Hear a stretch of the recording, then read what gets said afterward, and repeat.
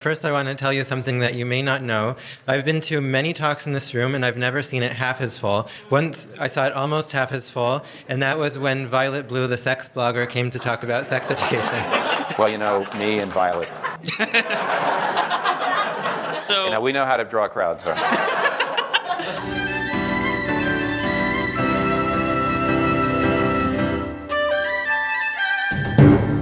Welcome to Paulogia, where a former Christian takes a look at the claims of Christians. For a while now, I've been wanting to cover some Talks at Google lectures, where the Alphabet employees served as the audience for the apologetic talks of Pastor Tim Keller. It is my pleasure to bring to Google Dr. Tim Keller.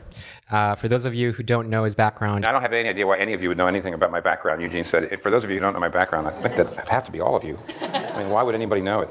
Even my children don't really know it. Well, it's likely that you've at least heard the name, because last month, Keller lost his fight with pancreatic cancer, and many Christian ministries have been paying tribute to his life and work. Indeed, one of Tim's enduring nicknames was Pastor to the Skeptic. In the talks I've seen, Keller valued the pushback of tough questions from the audience more than his moments delivering his prepared sermon. So I think he would welcome this tribute in the form of a fully questioning retrospective of his first appearance on the Google campus. But you know, last week the Pew Foundation took out its latest survey of the religious life of people in America, and now evangelical Pentecostals is the largest single category. It's bigger than mainline Protestants, bigger than Catholics. I can't imagine that 30 years ago. This was recorded in 2008. Tim may have been justified in noticing the trend of increasing secularism while not yet panicking about shrinking Christianity. But it has been 15 years since then, and they have not been kind to Tim's prognostication. As you can see with the line in red, Christianity in America has fallen off a cliff from 78% to 63%, while the religiously unaffiliated in blue has jumped from 17% to 29%. Evangelicals are still the largest subgroup of Christians, but they are no longer growing. They're shrinking like all the rest, just at a slightly slower pace. I can't imagine that 30 years ago. Pew's newest report projects that the nones will surpass the total Christians in America by 2070. On November 12th, 2070. Meanwhile, in the rest of the world, keep some things in mind. Africa has gone from 9% to 55% Christian in the last 100 years. Africa? With massive population increases in Africa, total number of Christians will rise there, but the percentage increase Tim speaks of has apexed and is now shrinking in the continent, losing ground to Muslims. Korea went from about 1% to 40% Christian in 100 years, while Korea was getting more technologically advanced. By 2010, this was down to 29%. No new Pew data since, but indicators are that it's holding or shrinking as a percentage. Same thing has basically happened for China. There's more Christians in China now than there are in America. I tried to find this number, and it just doesn't seem to be the case. According to this December 2011 Pew Research chart, there were 68 million Christians in China and 246 million Christians in America. That's still more than 3 times as many Christians in America. That accounts for only 5% of China's population, with very little growth projected on a total percentage basis in the coming decades. So the old idea that somehow Orthodox religion is sort of going to go away, no, it isn't. Was the point of that tour through regional Christianity just to convince us that the totality of religion will continue to exist in the foreseeable future? The religious vastly outbreed the non-religious, and I'm not about to advocate for some kind of secular quiverful project just to win a ratio fight. The unaffiliated will grow by 100 million by 2050, but overall percent will slip from 16% to 13%. As a result of the faster total population growth. But while the religious are pumping out babies, the secular are winning in the marketplace of ideas. When it comes to switching from one ideology to another, Christianity is losing around the world. The unaffiliated are winning the lion's share of the converts. Which means the only way we're going to get along is we've got to be able to get sympathetically into one another's shoes. So if you don't believe in God, you need to try to understand why anybody does. Or we're not going to be able to work in a pluralistic society. It's actually Christianity that would like a single world religion and tends to care little about a pluralistic society. But I'm pleased Tim considers that important, and we'll see where this goes. If you disbelieve in God or you believe in God, it's because of all 3 of these kinds of reasons. The first kind are intellectual reasons. In other words, you read the arguments for the existence of God, or you read the objections to God or Christianity, let's say. I'm speaking as a Christian. That's why whenever I go into a particular religion, I'm always going to think of Christianity here.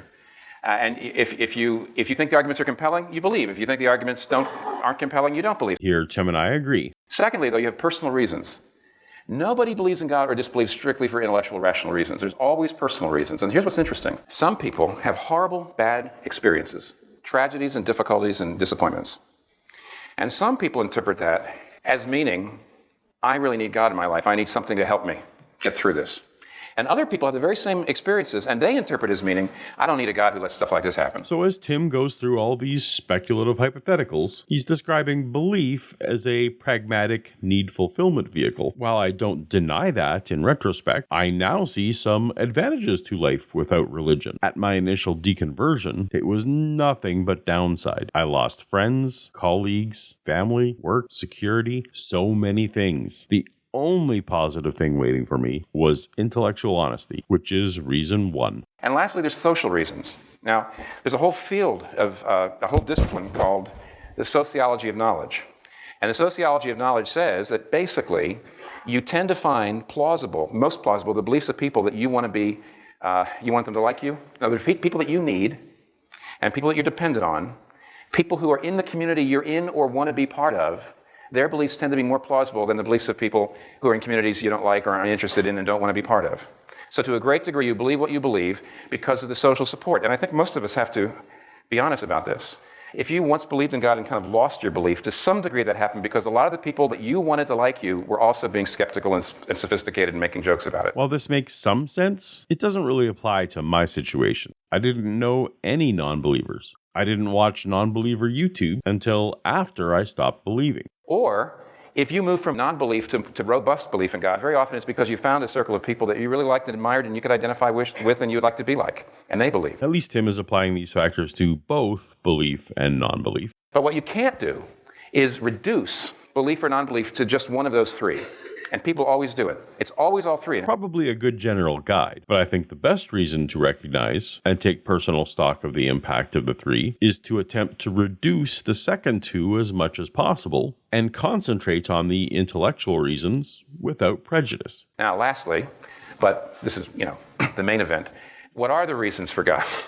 And I would say that there's a lot of ways of stacking these, but I would like to suggest to you that by and large, reasoning that ends with belief in God moves up a ladder, and I'm going to suggest 3 rungs. The first rung of the ladder is you come to see that disbelief in God takes as much faith as belief in God. That's the first rung. So Tim is using faith in a pejorative negative sense. This is the clue that he's using faith as a synonym for belief with insufficient evidence or unjustified belief. A literal leap of faith, he calls it in his book.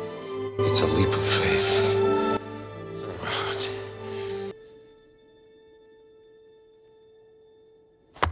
This would be counter to the definition of faith that most professional apologists want to use, which is merely confidence in, or possibly justified confidence, the kind you have in a chair that has held you up in the past. But if Tim wants the least charitable version of the word, we'll go with it. How do I back that up? Well, here's how. All of the arguments that purport to prove there is no God fall flat. See, all the arguments that you've ever heard that say there can't be a God or even Christianity can't be true. See, if any of those stood up, then you could say Christianity can't be true, God can't be real. In order to disprove something, that would need to have falsification criteria, a hypothetical test which could potentially logically contradict the hypothesis. For example, the claim that sauropods are extinct would be falsified by finding one alive. Until someone puts forth falsification criteria for God, then the request to disprove the God is nonsensical, and Tim should have known better. Also, Christianity can't be true and God can't be real are separate questions. Christianity could be completely false, and there still be some kind of creator God who caused the universe. Personally, I think that the brand of Christianity I held made enough non-verifiable claims that I'm justified in treating it as falsified. Unfortunately, everyone's interpretation of Christianity is different. So these problems are not a general defeater to the fluid or poorly defined notions of the faithful. But that doesn't let me rule out non-Christian God notions. Separate questions. But if none of them stand up, if there's no way to prove there is no God, and therefore there is a God, then to live as if there's no God is an act of faith. That there is no way to disprove a God? is a failure of the God claim, not the skeptic of the claim. The God claim has no falsification criteria. With no falsification criteria, the default position is to doubt until the claim is positively verified. Tim doesn't get to shift the burden of proof here. Here are the arguments that are usually brought up that say this is why there really couldn't be a God. First one, the main one, is the argument from evil and suffering. While I understand the emotional power of the so-called problem of evil and appreciate that it often serves as a wake-up call for people, as a purely intellectual argument, I don't find it particularly effective because it's clear that a being who knows infinitely more than we do and has unclear motives could easily see justifications that we cannot in our limited scope. As such, I'm with Tim here, and we'll skip to the next. Okay, well, what about this? This is what I would call the Hitchens argument against reality of God.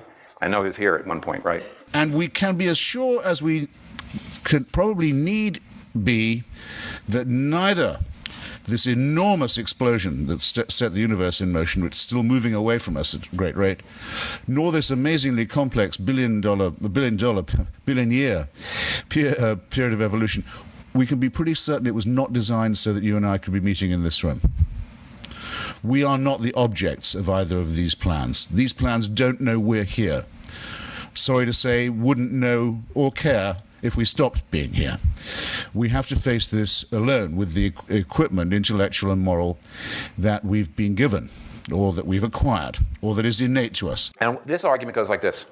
If there really was a God, how could his believers have done so much evil in the history of the world? This is also not a great argument. I hate to parrot Frank Turek, but if someone plays Mozart poorly, you don't blame Mozart or assume there was no Mozart. One of the things that keeps Christianity from being falsifiable is the built-in prediction that its followers will fail. I hope you see that this is no novelty or special credit to Christianity because it's a trivial prediction to make, but it does keep hypocrisy from being an intellectual defeater. You can twist anything into violence, non-belief and belief. And you know what this means? It's a tie. It does not disprove God. It doesn't disprove atheism. I'm not going to say, oh, atheism's stupid. Look at that. Look at Stalin. I don't want you to say, look at Christianity is stupid. Look at the Crusades. Let's just admit it's a tie.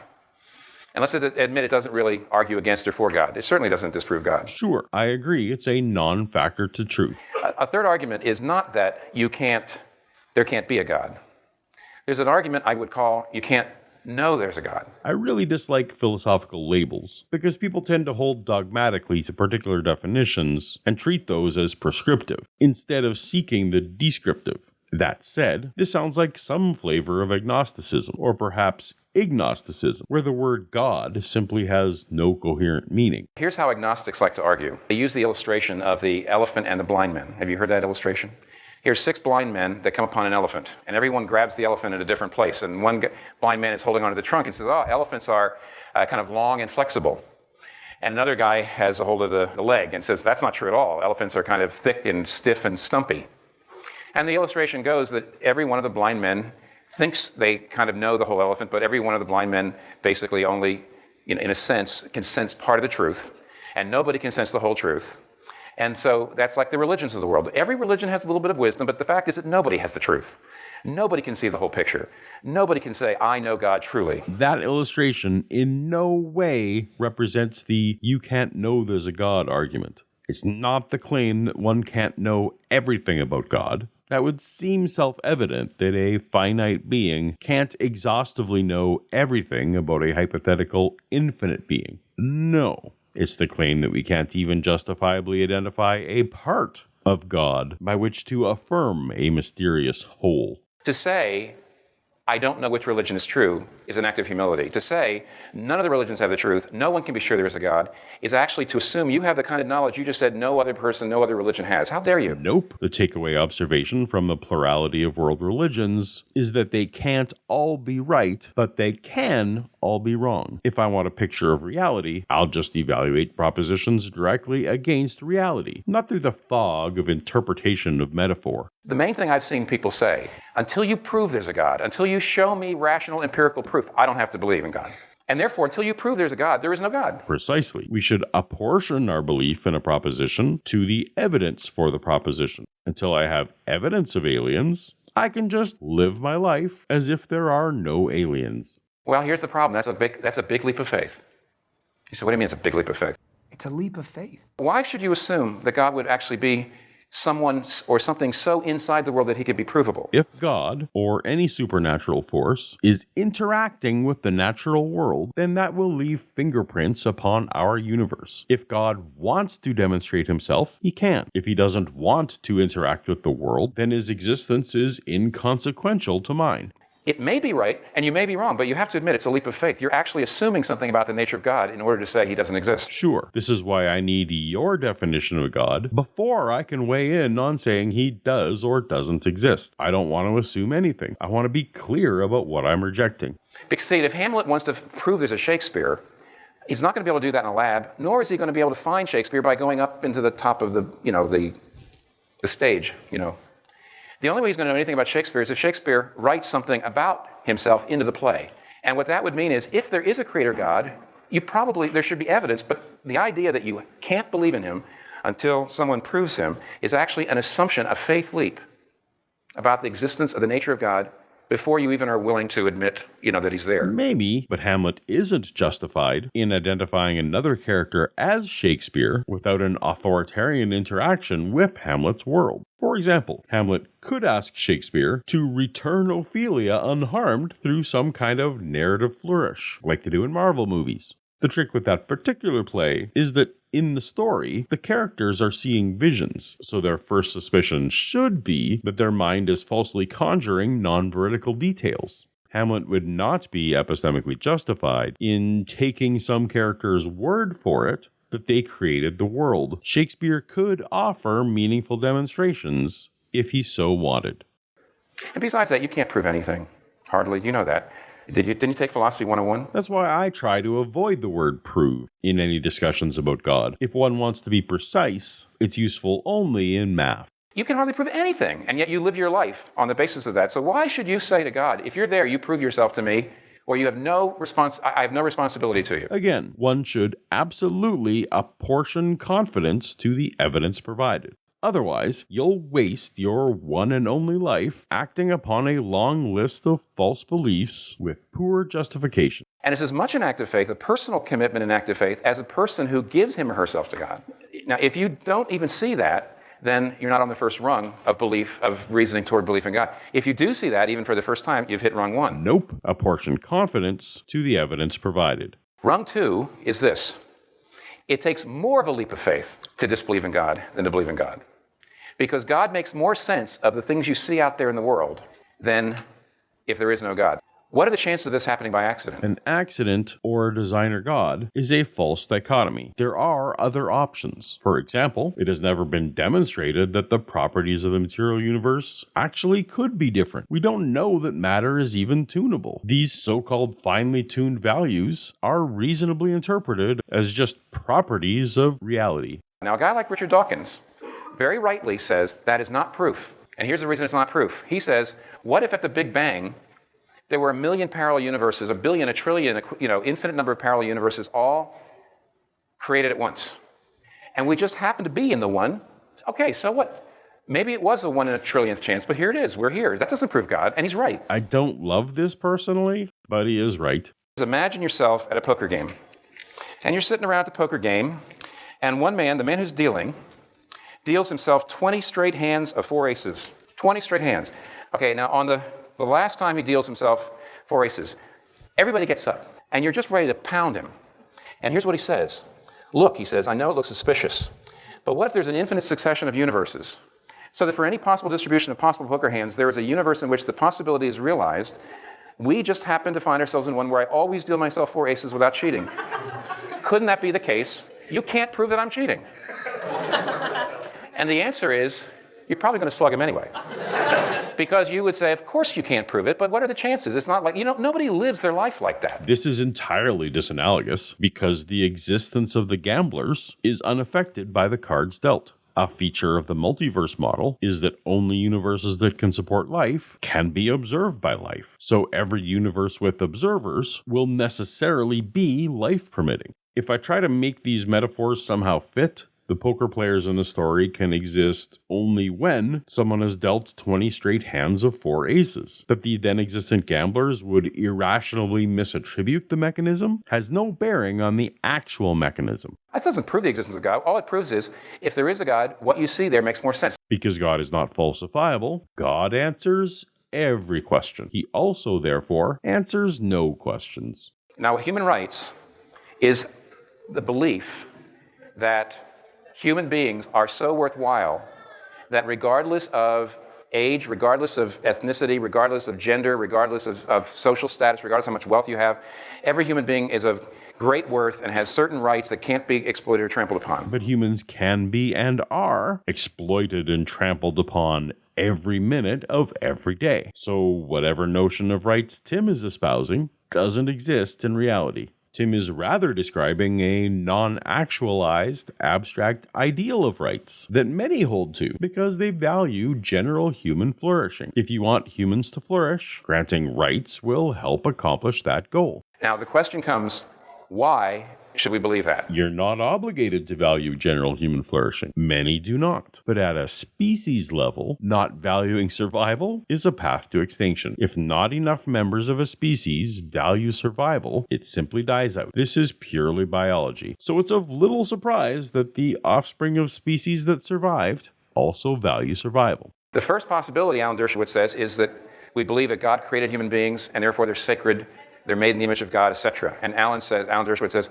but a lot of us don't believe in God, so we don't want to go there. That's not really rights for us, but rather property rights for God, that his things shouldn't be damaged. There's no intrinsic human value in that scenario. It's relative to God. Point 2, the second possibility is, if we just look out in nature, do we just see that somehow human beings, individuals, are valuable? When it comes to survival, it's populations that are valuable, not individuals. But populations are made up of individuals. So survival can't ignore the flourishing of individuals entirely. Each population has to find the balance between individual and group flourishing. That these things are sometimes at odds and sometimes out of balance in the short term doesn't negate the necessary long-term trend. Annie Dillard, who wrote Pilgrim at Tinker Creek, and won a Pulitzer Prize for it some years ago, was living by a creek bed in Virginia. And she wanted to get close to nature, but the more she saw how nature is red in tooth and claw and stronger eating the weak, she saw a water bug sting and a toad or a frog and then suck out its brains. And she saw all this and she began to realize, wait a minute, everything about nature contradicts everything I feel about what is right and wrong. No offense to Annie Dillard, but her personal intuitions about things don't matter. Even using the words right and wrong creates artificial agreement, because each individual tends to label things we prefer as right and things we don't prefer as wrong. So this platitude may seem like common ground, when in fact it may not be. It's just saying each person prefers what they prefer. Annie should have studied empathy as a survival advantage in social species, because it abounds in nature. And she says, evolution loves death more than it loves you and me, or anyone. Evolution is a process and has no anthropomorphic attachments, even to death. Annie might as well say baseball prefers outs to runs. Baseball doesn't prefer anything, and the whole system is needed, even if we prefer some parts to others. There's not a people in the world that behaves as bad as praying mantises. But wait, you say, there's no right or wrong in nature. Right and wrong is a human concept. Precisely. As just discussed, where right and wrong are merely the labels we use for our spectrum of being granted or denied our preferences, yes, nature is full of it. Creatures of all kinds exhibit mate selection, food preferences, and habitat affinity, and exhibit distinct behavior associated with getting or not getting their wishes. Social species like chimps, elephants, or ravens exhibit behaviors ranging from pure altruism to petty revenge. How could you look at nature and say, there's something wrong with it? See, to believe in human rights is to say everything else in nature is wrong. Everything. Because that's how you got here. The strong eat the weak. And now you say, no, it's wrong. Sadly, it seems Tim didn't understand evolution beyond the wildly misleading survival of the fittest tagline, because our notions of rights spring from our biology. And when someone says there's something wrong with nature, they're saying it's not how they would prefer it, that they can imagine a way nature could serve them better. This is just the counterintuitive balance between selfishness and altruism. Why would it be wrong? Unless you believe in God or a supernatural standard by which to judge. How can you judge that nature is unnatural? Where'd you get your idea? by which you could say nature. So you can't go to nature. No, it's not natural. You absolutely can go to nature. If survival is the scorecard, then morality is one strategy toward becoming an expert at the game. All natural. The third possibility is, okay, we form human rights ourselves. Legislative majorities create human rights. They're not discovered. They're not there. Yeah, you're right. Morality is something we create. So we create it. Legality and morality are not synonymous, though I prefer when they are at least related. But yes, rights are merely a legal concept describing the base conditions where the local government will step in to defend an individual or allow individuals to defend themselves. A right without a legal obligation is merely a wish. They're discovered only to the extent that we are aware of shared preferences and winning survival strategies. We as a body of a legislative majority, we decide that human rights make society work better, and therefore it's more practical to believe in human rights, so we create human rights. Correct. And Dershowitz says that'll never work. You know why?